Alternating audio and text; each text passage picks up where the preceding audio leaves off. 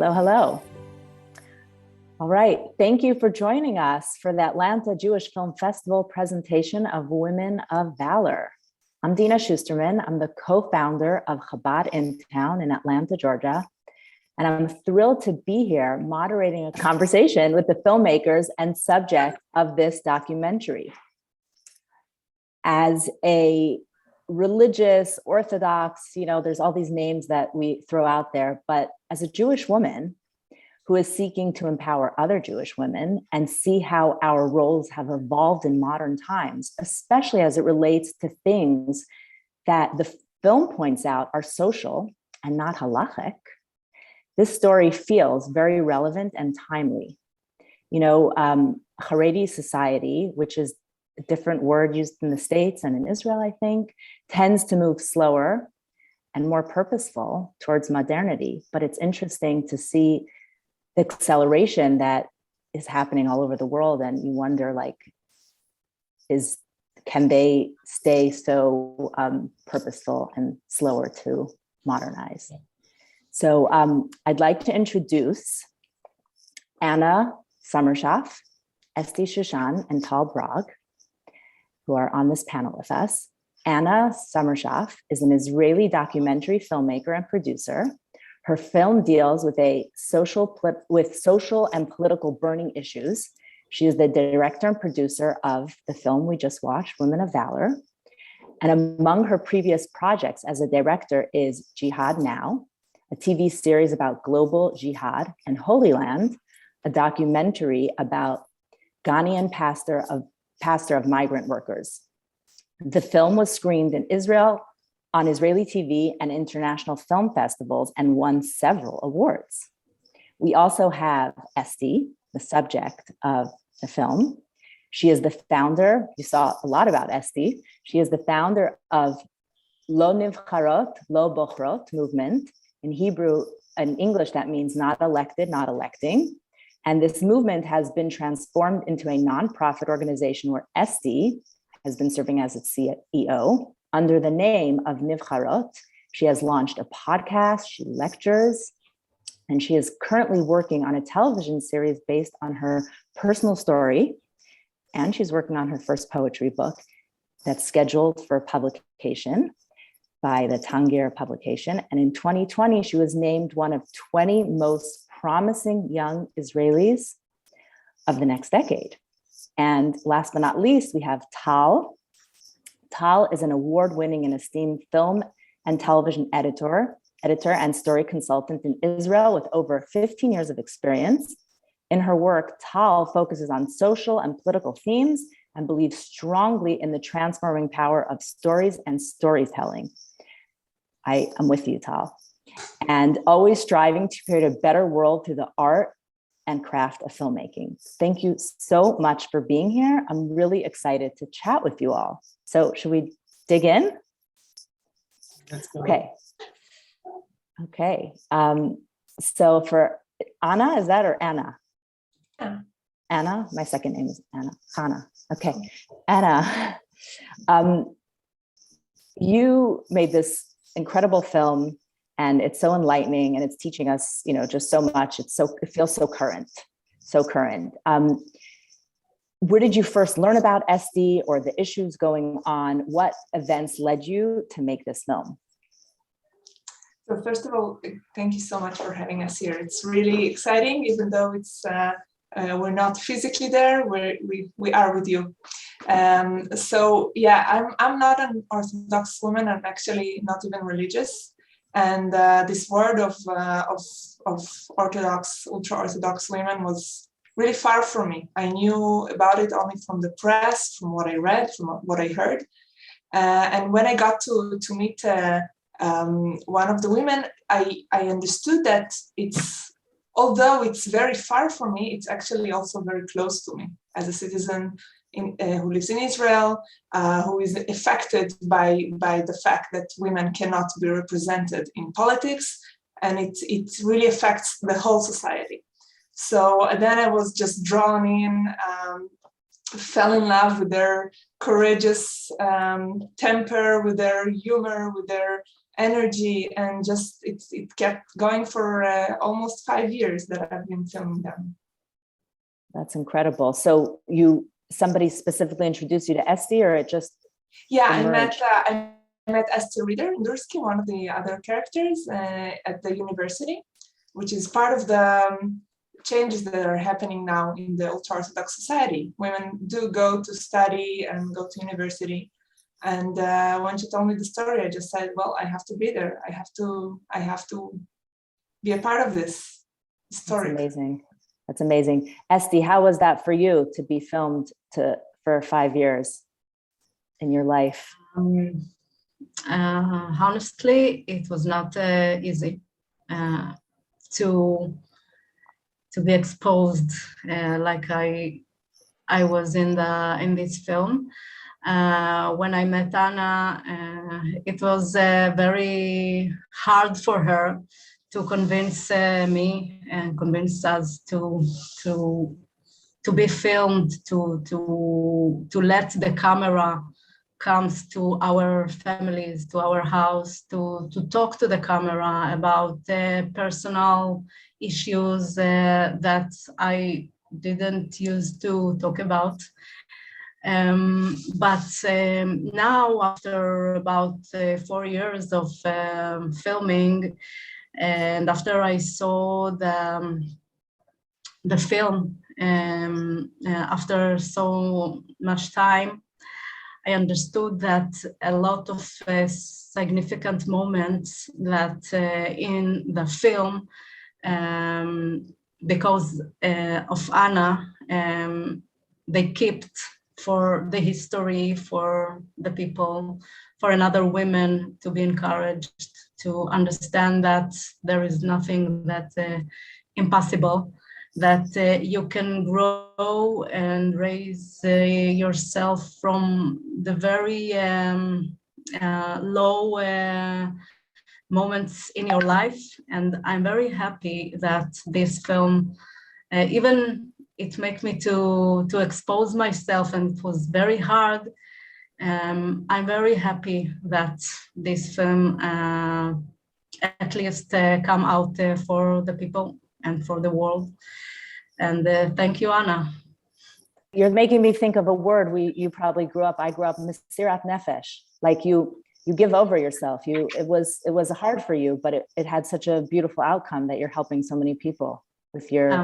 It's interesting. I saw that you are a Haredi woman, Chabadnikit, and that you pick this term of Mesirat Nefesh from to this activities, because here in Israel my community can criticize me about my activities, and people don't use to say this term about feminist activists, because the feminist people think they come to destroy the Judaism, they come to destroy the Baita Yehudi, the everything, and Jewish home.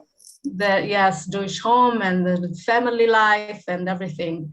But when I think especially now in Israel, we are under very difficult times in the actual events that a lot of famous people, not a lot, but now one of the famous people of the Haredi community, we understand that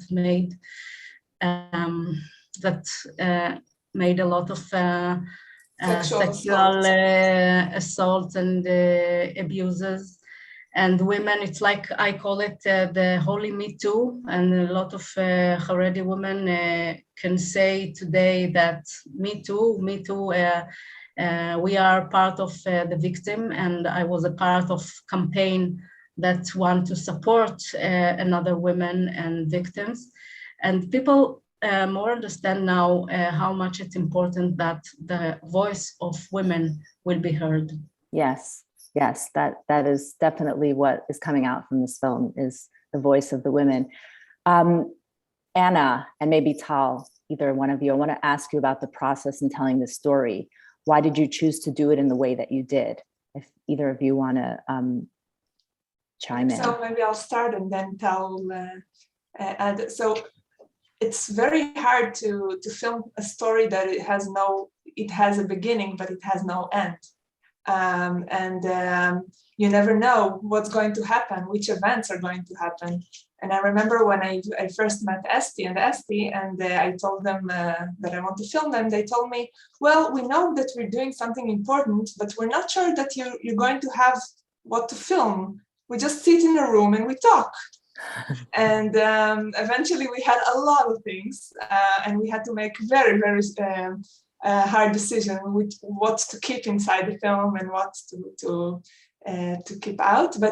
But it was really like I dived in. I tried to be as much as possible with them, to meet them, to meet their families, to understand their perspectives, not to come with any judgment or any thoughts. How is their life? But just really be there and listen to them. And then we had to do a long process of editing and watching the materials and understanding what's the real story, like besides the events, what's the inner story. So maybe Tal, you want to jump in? Yes, I'd also like to say just thank you so much for having us. So wonderful. When Anna approached me and kind of said, hey, look, I'm working on this project, would you like to take part? I was like, okay, sure. And we watched maybe one scene, and then I was like, yes, I'd like to take part, because, and at that point, we didn't even know what the film was about. I mean, we kind of knew, okay, this is something so important, we have to present it to the world, even though, there wasn't a film yet. It was just the beginning of filming, I believe maybe a year into it, compared to the 5 years it took. But I guess one of the leading questions, as Anna mentioned, was like, yeah, what is it really about? I mean, it's a feminist film. It deals with equality. It deals with so many issues, and we were always looking at making, getting the personal and how is this personal story also like a universal story that can relate to everyone, because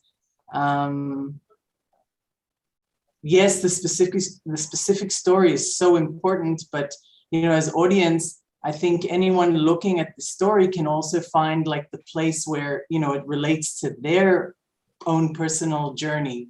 I don't know if it makes any sense what I was saying, but no, yeah, for sure. I mean, and then there was that piece where this was very, I'm sure a lot of people had questions about it. You got Esti went, and her partner, they went to the UN, which was like that's like the enemy, right? This is I'll say it, for Israel. So maybe you could talk about a little bit about how that made it actually much more universal, and why that was necessary, and how that played in. Is that what brought Esti her win? Was that necessary? And that was just very interesting. I have to say that it was one of the first. It was one of the first shooting that we did for the film, and we didn't have any budget yet. I just said, okay, it's happening. I have to come with you. I took Emmanuel Meyer, the camera person, and we just went all to Geneva. And I think that there we really understood, me, and I think also Esti, when you go outside from your place and you get some perspective from outside and they project on you your own story, then you realize, like, wow, this story is huge. Wow. This is at least what I felt. And it shows how universal it is. And it also wasn't comfortable, of course, because it had to make them deal with other issues and other minorities and other injustices that are happening in our societies. And I think starting from there and then going back into Israel was really a great thing for the film and for our experience in this process. Esti, how was that for you? For me, it was first of all the understanding that we are really going to the UN, to Geneva, to the enemy, to speak, to sit in a place against my state. That was the situation in the second day in the UN. It was very hard, and we had a lot of thought, and we didn't know how it will be understood, if it will be understood by our people. And I think you can see in the film our questions and our fears about it. Maybe if people in the same time knew that what we are doing there, maybe they really criticize us, and it will get another feel. But that's the power of documentary process, that after some years you can see the event and you can see this specific event in a context, and you can understand it in another way than the way you can see an event in the time. So that's what happened when I see another people see us in the UN and speaking there, and people don't say, I feel that people don't judge us as I think that will be. Right. That's the power of camera and documentary. So you're saying because it came out afterwards, it wasn't, you weren't as... Yes, and also people understand the whole context and the whole story and the reasons why you do such a bold move. Yeah. So just to be clear, it was necessary. Of course, it gave us the perspective of our issue in universal place, how people from the world see this situation, because I can remember what I feel when the UN secretary or the woman that spoke there, she said in the first time Haredi women in Israel don't get representation in the parties, in Shas and Yadut Torah, all of these words that until then it was like a niche problem, something that we, a group of crazy Haredi women deal with that, and now it became a problem that the world have something to say about. It gave us a lot of power. It encouraged us in this time. Even we get some criticism after, but to do this gave us the legitimate and understanding our problem in universal perspective. Right. So talking about universal perspective, there's other women right now, for example, Afghani women who are struggling and suffering. And do you think that this film is, or your process is going to help them at all? Like, do you think the story is universal because even in our own homes, people struggle, but do you see this helping, and maybe this is for anyone to answer, but for sure, Esti, that this is, have people reached out to you from other communities and said, you were so brave, you were so bold, and, you know, perhaps this can help them? I think every community has her own issues to deal with, and women all over the world deal with another issues. Maybe from their perspective, I don't know, you say Afghani women, maybe from their perspective, they will think we are privileged that we can struggle on issues like representation in the parliament, and they have to struggle to survive and to their life. But I think that everybody, every woman, not only women, also men, and every human being can see this story, the whole story, to understand not only the specific problem of representation and politics, but also the way that you can take your problems, your difficulties, and make them your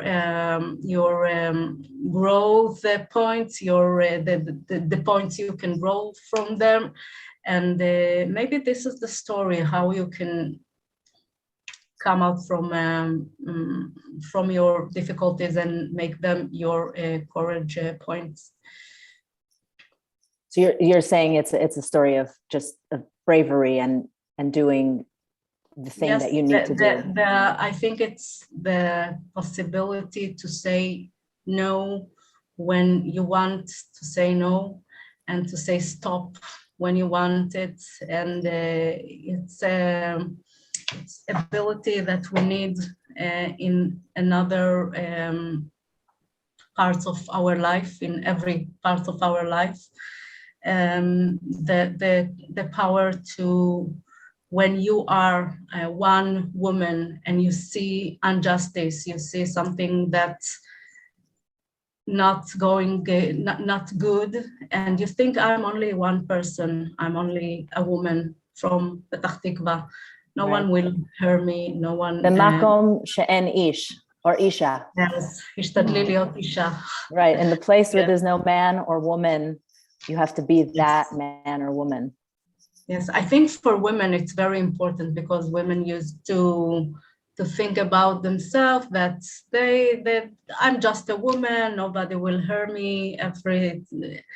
You can see women in work, in women in politics, women in society always make themselves small and afraid to talk. And I can say about myself that originally I'm very shy.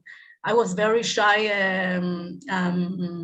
girl, but the events and the experience in my life forced me to speak all the time, because all the time I see around me injustice, discrimination, and in one point you have to fight, you have to speak out, to speak loud. Right. That's what I want women will take from this film. Yeah, beautiful. So and maybe I can just add to that, is that I totally agree with everything Esti said, but just that the thought that realizing that the personal is actually political, and that if you're struggling with some problem, it's not only your problem. If you look around you, there are other men and women who are facing this issue, and it's building from like, it has a base. It's not just a problem. Just like the suffragettes 100 years ago, it's not just one woman who couldn't raise her child because she didn't go, like she didn't do what she was supposed to do. It's a system, and I think that's what's really inspiring with Esti and her friends, that she really understands this issue, that the political is personal and the personal is political. And that's why I think this film can really be a role model and inspire everybody around the world, not just those from the Jewish community. Because, right. Go ahead, Tal. No, I'm saying, it's just adding on to what Esti and Anna have been saying. I think in a way, the film is a call to action. Understanding that I guess, discrimination in any way, okay? Specifically, this story we were dealing with, of course, but any discrimination is not only the problem of the person being discriminated against. And that's why I'm not religious either, but I felt it really, for me, a calling to take part in such a process, in such a film, because it's not only the Haredi women problem, the fact that they don't have representation in Haredi parties, it's an Israeli society problem, it's a worldwide problem. So in this regard, I can really relate to what Esti was saying about the courage to take your pain or your challenges and turn them into action. Yeah. So I think you guys positioned yourself really well, specifically in calling this not a religious fight, but a political fight, because that really knocked the legs out of a lot of the conversation around, halacha and this was like, we're a democratic state. This is a democratic process. And this is not okay, because when you think about it that way, it's not okay. So that really, I appreciated that, because it was much more about, I think we're always confusing societal norms with halachic norms, and people are so afraid to speak up. They think again, women don't have voices, they're uneducated, and they think that, oh, this is just the way it is. But that's what was so brilliant about this film, was that it was not a halachic film. It wasn't, to bring up something super political, women of the wall, because that's its own issue, but that's not what this was. And so I just want to kind of ask you if this affected your thoughts about, or even joining or wanting to make this film, unorthodox, orthodoxy, my unorthodox life, all that is such a phenomenon in the US for sure. I don't know what's going on in the rest of the world. So people are really curious about the inner workings. So how do you think that intersected with your film, or did that have any, did that speak to you guys at all, or were you thinking about that through this process? Yeah, we had a lot of discussion about it, like how much should we give a place to the ultra-Orthodox world, and how much should we let people just learn themselves if they're interested. And I think we found this balance. It was always very important for me not to turning it into some kind of, in lack of other word, I would say zoo. Like, I'm not coming and observing, oh wow, these exotic people who live so differently from me, and I will just enjoy observing their. I don't think that's real documentary filmmaking. It's not what interests me, at least.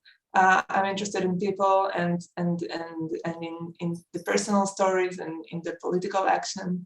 So I don't know if it answers your question, but yeah, I mean, I think as a again, I don't like the labels, but as a Torah observant, halachic keeping woman in the US, I really appreciated that part, and especially, you didn't need to show like any of the like you just showed anything all of us could relate to. It was very, very well done in that way. It didn't feel sensationalist, or you were trying to maybe this is a question for you or Tal, also about the filming itself.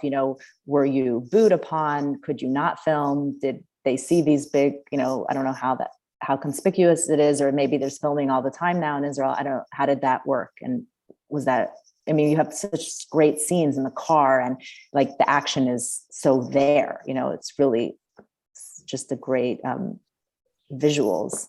Yeah, I think in a way it was because I'm coming from outside of this world, it was easier for me to film things that maybe when they were afraid or they were like engaged in thinking, how will people react to us? How will people think? I didn't have this fear. I I feared for them, of course. I feared for their safety, but I felt in a way that the presence of the camera is even a little bit protecting, because the fact that no matter what will happen now, we know that this will be told, and then people will look at it and they will understand. They will understand how much this is not fair, what they're going through, how much it's not about religion, but it's about politics and power. So it was in a way easier to be from the outside. Do you have any stories to share? Anybody who came to you and spoke to you and said, like, this has affected me, like, how is this film being received? Are you pleased with what's going on? Give us a little bit of the meat of what your feedback you're getting. Wow, so far it's actually our world international premiere in Atlanta Jewish Film Festival. So we only screened it in Israel, and the reactions were really amazing. I mean, the first screening in Jerusalem Film Festival, wow, I never attended this kind of screening with such an energy, because there were religious people and non-religious people, and people were clapping their hands in the middle of the film and booing and laughing and crying and standing ovation. And it was we really felt like it got like to the deep in the hearts of people. And I was really overwhelmed, to be frank. So I and even people who are, maybe Esther can tell about the reaction of her family, and which was really amazing. But even people who knew them, who knew the movement, who took part in the story, they were surprised in a way to see it, because again, when you are in something so deep, you don't usually have the time to zoom out and see the whole picture. So the reactions are really amazing. Beautiful. So Esti, we do need to wrap up. So do you want to just, anyone want to give their final comments? Any messages you want to give? For me, after the first screening, I was very surprised, because I used to think my life is so boring. I'm just working in my laptop and write things and send emails, and what is so important in the things I'm doing. And when you see, after I sit all the screening, because my family and my ex-husband and my children was in the first, it was from them, it was the first time to watch the film. I was under stress, and so I didn't really watch the film in this festival, but when it's ended and I look around and I see people crying and laughing and clapping hands, it was whoa. I was very surprised, and then I understood that Anna made a great job to take my boring life and make them a very great film with all the tricks in cinema. She used the camera, she used the editing and the music and everything to take to make this like great story. So that's it. Yeah, well, it was really a beautiful story, and I'm really happy. I have so many questions, personal questions for you. I mean, it was like such a different ending than I expected. It was beautiful. And I think especially in light of what's going on now in Israel and the abuse we were talking about, we referred to at the beginning, is so important for these women to feel empowered, to feel like they have a voice, to protect their families. And this is what the women want. This is what's, every woman wants to be able to protect her family and her children and be able to stand up and use her voice. And I'm getting emotional actually thinking about it. So thank you. So thank you, ladies. This has really been wonderful. I want to thank you so much for having this conversation with me. It was enlightening and engaging. So appreciative of your time.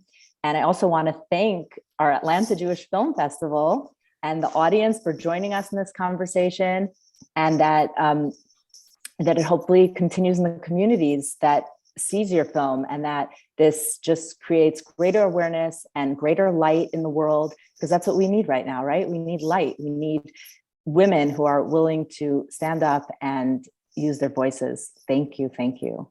Anything Thank you, else? Dina. And we do have a Facebook page, and hopefully we'll also have a website soon. So Women of Valor, look for it, and we would love to get as many people and really to shed light. Yes. Hopefully. Women and of Valor. Both women and men. We Yes, need women and everybody. men. Aisha Chayo Miemsa, woman of valor who can find her. You found her. Esti, Anna, Tal, beautiful. Thank you very much. Thank you. Thank you, Dina. Shalom. Bye.